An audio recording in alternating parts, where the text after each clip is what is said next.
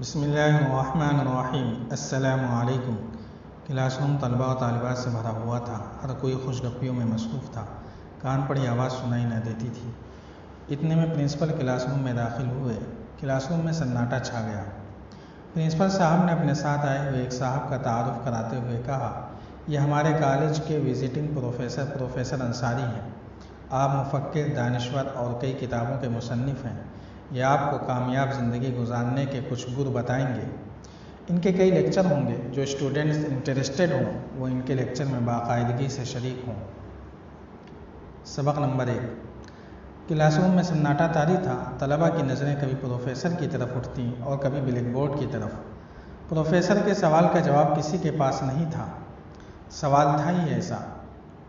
Visiting professor Ansari نے hall میں داخل ہوتے ہی بغیر ایک لفظ کہے بلیک بورڈ پر ایک لمبی لکیر کھینچ دی، پھر اپنا رخ طلباء کی طرف کرتے ہوئے پوچھا، تم میں سے کون ہے جو اس لکیر کو چھوئے بغیر اسے چھوٹا کر دے؟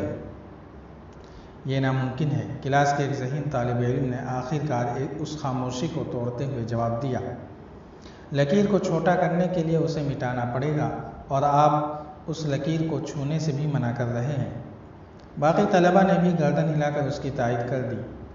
پروفیسر نے گہری نظروں سے طلباء کو دیکھا اور کچھ کہے بغیر مسکراتے ہوئے بلیک بورڈ پر اس لکیر کے نیچے ہی اس سے بڑی ایک اور لکیر کھینچ دی۔ اب اوپر والی لکیر اس لکیر کے سامنے چھوٹی نظر آ رہی تھی۔ پروفیسر نے چاک ٹیبل پر رکھتے ہوئے کہا، آپ نے آج اپنی زندگی کا ایک بڑا سبق سیکھا ہے۔ وہ یہ ہے کہ دوسروں کو نقصان پہنچائے بغیر، ان کو بدنام کیے بغیر، ان سے حسد کیے بغیر، ان سے الجھے بغیر، ان سے آگے کس طرح نکلا جا سکتا ہے۔ آگے بڑھنے کی خواہش انسان کی فطرت میں شامل ہے۔ اس خواہش کی تکمیل کا ایک طریقہ یہ ہے کہ دوسروں کو چھوٹا بنانے کی کوشش کی جائے، مگر ایسی صورت میں انسان خود بڑا نہیں ہوتا۔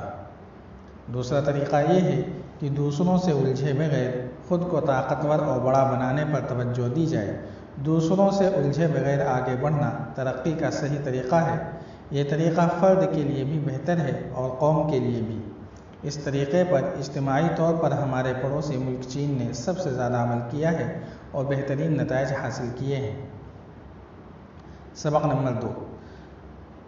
دوسرے دن کلاس میں داخل ہوتے ہی پروفیسر انصاری نے بلیک بورڈ پر ایک بڑا سا سفید کاغذ چسپاں کر دیا۔ اس کے بعد انہوں نے اس سفید کاغذ کے درمیان میں مارکر سے ایک سیاہ نقطہ ڈالا، پھر اپنا رخ کلاس کی طرف کرتے ہوئے پوچھا، آپ کو کیا نظر آ رہا ہے؟ سب نے ہی یک زبان ہو کر کہا، ایک سیاہ نقطہ۔ طلباء تعجب کا اظہار کر رہے تھے۔ سر بھی کمال کرتے ہیں، کل لکیر کھینچی تھی، آج نقطہ بنا دیا ہے۔ پروفیسر نے مسکراتے ہوئے کہا، حیرت ہے، اتنا بڑا سفید کاغذ اپنی چمک اور پوری آب و تاب کے ساتھ تو تمہاری نظروں سے اوجھل ہے، مگر ایک چھوٹا سا سیاہ نقطہ تمہیں صاف دکھائی دے رہا ہے۔ زندگی میں کیے گئے لاتعداد اچھے کام سفید کاغذ کی طرح ہوتے ہیں۔ جب کوئی غلطی یا خرابی محض ایک چھوٹے سے نقطے کی مانند ہوتی ہے۔ لوگوں کی اکثریت دوسروں کی غلطیوں پر توجہ زیادہ دیتی ہے، لیکن اچھائیوں کو نظر انداز کر دیتی ہے۔ آپ کی ساری زندگی کی اچھائیوں پر آپ کی کوئی ایک کوتاہی یا کسی غلطی کا ایک سیاہ نقطہ ان کو زیادہ صاف دکھائی دیتا ہے۔ آپ آدھا گلاس پانی کا بھر کر اگر 100 لوگوں سے پوچھیں گے تو کم از کم 80% کہیں گے آدھا گلاس خالی ہے، اور 20% کہیں گے کہ آدھا گلاس پانی ہے۔ دونوں صورتوں میں بظاہر فرق کچھ نہیں پڑتا، لیکن در حقیقت یہ دو قسم کے انداز فکر کی نمائندگی کرتے ہیں، ایک منفی اور دوسرا مثبت۔ جن لوگوں کا انداز فکر منفی ہوتا ہے وہ صرف منفی رخ سے چیزوں کو دیکھتے ہیں، جبکہ مثبت ذہن کے لوگ ہر چیز میں خیر تلاش کر لیتے ہیں۔ ہماری زندگی کے معاملات میں لوگوں کے رد عمل گہرے اثرات مرتب کرتے ہیں۔ لوگ کیا کہیں گے جیسے روایتی جملے ہمیں ہمیشہ دو راہوں پر گامزن کر دیتے ہیں۔ یہ دو راہی فیصلہ لینے میں سب سے بڑی رکاوٹ بن جاتی ہے۔ اس صورتحال میں صرف نفسیاتی الجھن کا شکار ہو کر رہ جاتے ہیں۔ اس لیے آپ مستقبل میں کوئی بھی کام کریں، کوئی بھی راہ چنیں، تو یہ یاد رکھیں کہ آپ ہر شخص کو مطمئن نہیں کر سکتے۔ سبق نمبر 3۔ تیسرے دن پروفیسر نے اپنی کلاس کا آغاز کرتے ہوئے ایک گلاس اٹھایا جس کے اندر کچھ پانی موجود تھا۔ انہوں نے وہ گلاس بلند کر دیا تاکہ تمام طلباء اسے دیکھ لیں۔ سر، کیا آپ وہی فلسفیانہ سوال تو نہیں پوچھنا چاہ رہے کہ گلاس آدھا خالی ہے یا آدھا بھرا ہوا ہے؟ ایک طالب علم نے جملہ کستے ہوئے کہا۔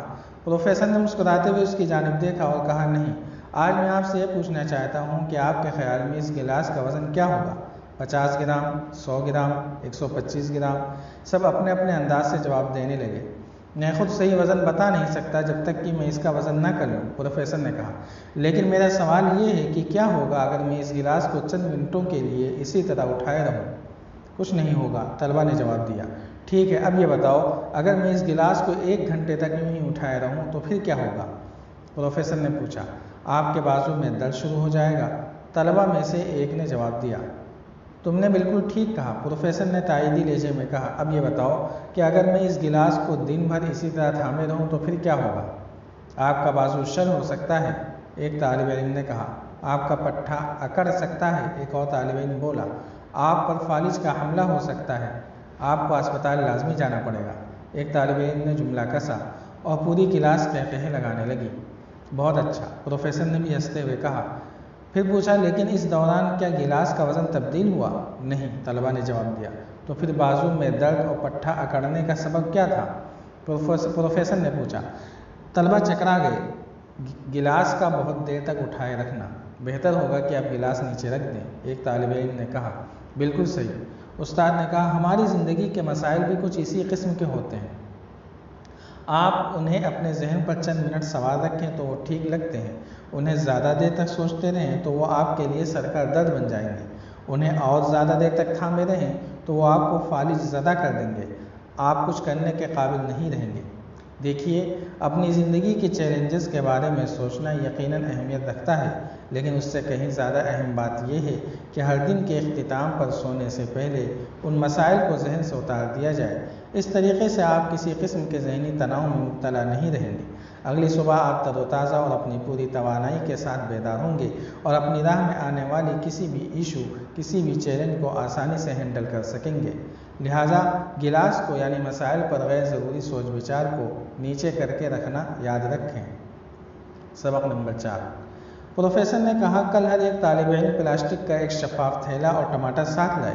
جب طلبہ تھیلا اور ٹماٹر لے آئے تو پروفیسر نے کہا کہ آپ میں سے ہر طالب علم اس فرد کے نام پر جسے آپ نے اپنی زندگی میں معاف نہیں کیا، ایک ایک ٹماٹر چن لے اور اس پر اس فرد کا نام اور تاریخ لکھ کر اسے اپنی پلاسٹک کے تھیلے میں ڈالتے جائیں۔ سب نے ایک ایک کر کے یہی عمل کیا۔ پروفیسر نے کلاس پر نظر ڈالی تو دیکھا بعض طالب علموں کے تھیلے خاصے بھاری ہو گئے۔ پھر پروفیسر نے سب طلبہ سے کہا کہ یہ آپ کا ہوم ورک ہے، آپ سب ان تھیلوں کو اپنے ساتھ رکھیں، اسے ہر جگہ اپنے ساتھ لیے پھریں، رات کو سوتے وقت اسے اپنے بیڈ کے سرہانے رکھیں، جب کام کر رہے ہوں تو اسے اپنی میز کے برابر میں رکھیں۔ کل ہفتہ پرسوں اتوار ہے، آپ کی چھٹی ہے، پیر کے روز آپ ان تھیلوں کو لے کر آئیں اور بتائیں آپ نے کیا سیکھا۔ پیر کے دن سب طلبہ آئے تو چہرے پر پریشانی کے آثار تھے۔ سب نے بتایا کہ اس تھیلے کو ساتھ ساتھ گھسیٹے پھرنا ایک آزار ہو گیا۔ قدرتی طور پر ٹماٹروں کی حالت خراب ہونے لگی، وہ پلپلے اور بدبودار ہو گئے تھے۔ پروفیسر نے مسکراتے ہوئے کہا، اس ایکسرسائز سے کیا سبق سیکھا؟ سب طلبہ اور طالبات خاموش رہے۔ اس ایکسرسائز سے یہ واضح ہوا کہ روحانی طور پر ہم اپنے آپ پر کتنا غیر ضروری وزن لادے پھر رہے ہیں۔ ہمیں اندازہ ہوا کہ ہم اپنی تکلیف اور اپنی منفی سوچ کی کیا قیمت چکا رہے ہیں۔